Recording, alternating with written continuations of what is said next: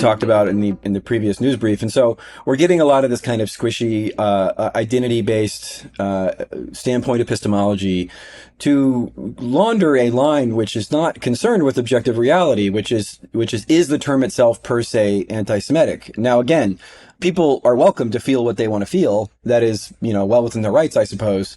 But there's something to be said for objective reality, especially when you compare the sort of selective concern, right? Even if you sort of buy the premise that the phrase is sort of uniquely provocative or inciting against Jewish people in the country, the show's echoing the sentiment, which we're going to talk about, namely ABC News this week, CNN's State of the Union, which is another Sunday show, and NBC's Meet the Press. Let's be very, very clear here.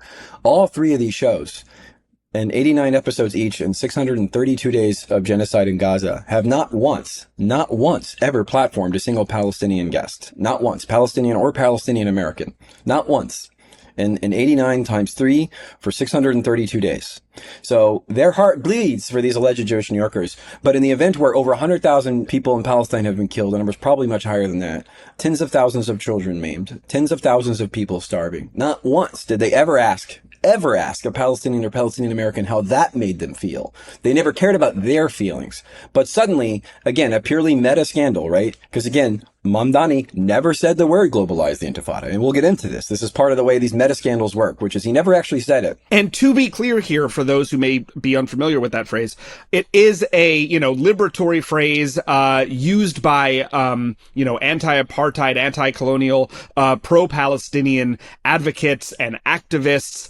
And Intifada is an Arabic word that means shaking off or resistance, right? A resistance to oppression, to, decades and decades now, over 100 years of Zionist colonization in Palestine, right? It means a shaking off that oppression.